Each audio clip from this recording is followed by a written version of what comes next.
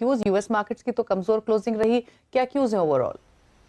Good morning Deepali. और सबसे पहले तो आपके स्क्रीन पर जो फ्लैशेस चल रहे हैं वो बता दूं कि मैन्युफैक्चरिंग पीएमआई जो चीन की निकल कर आई है वो 50.1 का आंकड़ा आया है। तो 50 के ऊपर की अगर रीडिंग होती है तो कहा जाता है कि इकोनॉमी एक्सपेंशन मोड में है। और कॉम्पोजिट पीएमआई जो आई है वो 52.2 का आंकड़ा निकल कर आया है। तो कोई ख़ास ऐसी बड़ी डेटा पॉइंट नहीं कह सकते आप कि बिल्कुल स्टेटस को जिसे आप कहते हैं, ना एक्सपेंशन में है ना कॉन्ट्रैक्शन में है, बिल्कुल बराबरी की पीएमआई का डेटा निकल कर आया है चीन से। दिसंबर का ये बड़ा डेटा जो आज आया है आपकी स्क्रीन पर आप देख सकते हैं। मार्केट बाज़ारों में इसका कोई रिएक्शन नहीं होगा क्योंकि ज़्यादातर एशियाई बाज़ार आज बंद है जैसे कि आपने कहा। और इसका जो एक्चुअल इम्पैक्ट जो है वो हमें अगले हफ्ते देखने मिलेगा। और 50.3 का अनुमान था, तो अनुमान से भी थोड़ी सी कमज़ोर आई है मैन्युफैक्चरिंग पीएमआई। तो वहाँ पर अब एक नज़र बनाए रखने की ज़रूरत है। मगर कल का सेशन यूएस के बाज़ारों के लिए कमज़ोर था। शुक्रवार का सेशन भी कमज़ोर था और कल का सेशन भी कमज़ोर रहा। और डाउ जोन्स अब जो है पिछले 2 सत्रों में शुक्रवार के और कल के सेशन को मिलाकर 750 पॉइंट गिर चुका है। अब हर बार आप ये नहीं कह सकते कि वॉल्यूम्स कम थे इसलिए मूव्स एग्जैजरेटेड है। अब मुनाफा वसूली कह लीजिए, टेक शेयरों में कमज़ोरी कह लीजिए, क्योंकि काफ़ी सारे ऐसे फैक्टर्स थे जिनकी वजह से कल जो है अमरीकी बाज़ारों में गिरावट आई। वॉल्यूम्स तो कमज़ोर थे ही, मगर हर बार वो एक ही फैक्टर नहीं हो सकता जिसकी वजह से जो है बाज़ारों में गिरावट देखने मिली। एनवीडिया को छोड़कर सारे बिग टेक के शेयरों ने कल अंडर परफॉर्म करा, सारे लाल निशान में बंद हुए। तो उस वजह से भी बाजारों में थोड़ा सा दबाव देखने मिला।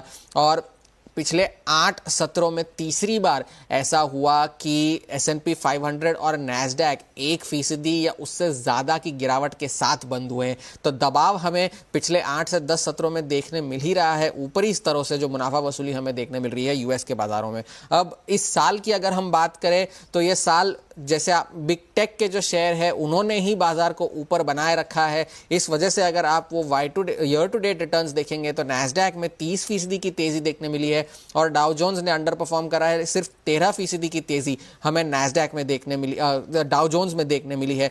तो बिग टेक की वजह से नैस्डैक और S&P 500 ने आउट परफॉर्म करा है और डाउ जोन्स ने अंडर परफॉर्म किया। और 10 ईयर की जो यील्ड है वो जो जिसका हम जिक्र कर रहे थे 4.6% के पार निकल गई थी, वो अब वापस आकर 4.53 या 52 के आसपास आ गई है।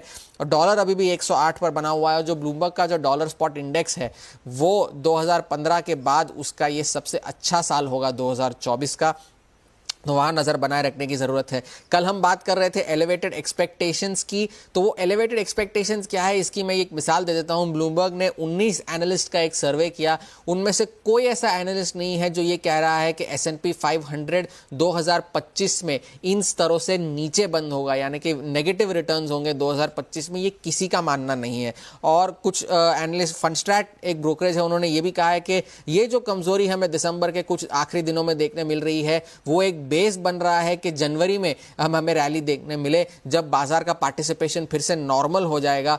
ये फंड स्ट्रैट का कहना है। तो ये एलिवेटेड एक्सपेक्टेशंस है। मगर जेरेमी सीगल जो हार्वर्ड स्कूल ऑफ के बिजनेस के प्रोफेसर भी है और एक बहुत बड़े अर्थशास्त्री भी है, उन्होंने ये चेतावनी दी है कि पॉज बाजार ले सकता है 2025 में। और S&P 500 में करेक्शन आने की जो संभावना है वो अब बढ़ती जा रही है और जो पॉजिटिव ट्रिगर्स है वो ज़्यादातर बाजार ऑलरेडी प्राइसिंग कर चुका है। तो ये जेरेमी सीगल की चेतावनी उन्होंने दी है। मगर कल जो है एसेट क्लासेस दूसरे उन पर ज़्यादा नज़र थी। तेल की कीमतों में नज़र ज़्यादा थी क्योंकि $71 के पार फिर से WTI पहुंच गया है।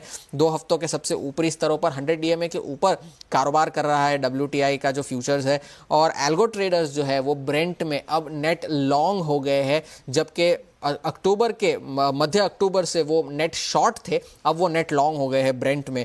और नेचुरल गैस में कल ज़बरदस्त तेज़ी देखने मिली। नेचुरल गैस के फ्यूचर्स 20% ऊपर थे, जो कि जब से ये कॉन्ट्रैक्ट शुरू हुआ है 2012 में उसके बाद की सबसे बड़ी तेज़ी हमें वहाँ देखने मिली।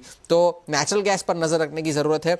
दूसरी खबरें कुछ ऐसी निकल कर आई कि US ट्रेजरी ने कल ये बताया कि चाइनीज़ हैकर्स ने उनके वेबसाइट को हैक कर लिया था और ये जानकारी उन्हें 8 दिसंबर को ट्रेजरी को दी गई थी, मगर उसकी रिपोर्ट जो है वो कल साझा की गई। अब अमेरिकी बाजार जो है वो 9 जनवरी को बंद रहेंगे, गुरुवार का दिन है वो, इसलिए क्योंकि जिमी कार्टर जो उनके पूर्व राष्ट्रपति थे उनका रविवार को निधन हो गया, तो उनके शोक के लिए जो है अमेरिकी बाजार जो है 9 जनवरी को बंद रहेंगे। और उस वजह से भी ये क्यू है वो बड़े डेटा पॉइंट्स तो अगले हफ्ते आने हैं, मगर इस वक्त जो है हैंडओवर बेहद कमज़ोर है। यील्ड्स पर और डॉलर पर अभी भी नज़र बनाए रखने की ज़रूरत है, और नज़र इस पर नेचुरल गैस पर भी नज़र रखने की ज़रूरत है। थैंक यू उर्मास, इन डिटेल में तमाम ग्लोबल क्यू समझाने के लिए। तो डेफिनेटली नेचुरल गैस पर नजर रहेंगी, और जैसे उर्मास ने बताया हमने नेचुरल गैस फ्यूचर्स में 20% तक की तेजी आते हुए देखी थी। दरअसल एक्सपेक्टेशंस ये हैं कि ईस्ट कोस्ट में स्पेशली यूजुअल से ज़्यादा ठंड रहने की एक्सपेक्टेशंस के बीच में ये प्राइस सर्ज हमने देखा है। आमतौर पे ये टाइम भी होता है नेचुरल गैस के चलने का, क्योंकि जब सर्दी का मौसम होता है तभी डिमांड ज़्यादा बढ़ती है, लेकिन काफ़ी स्ट्रॉन्ग मूव हमने देखा नेचुरल गैस में। ना ही सिर्फ, इनफैक्ट अगर आप M6 पर भी देखेंगे तो भी हमने सर्किट लगते हुए देखा था।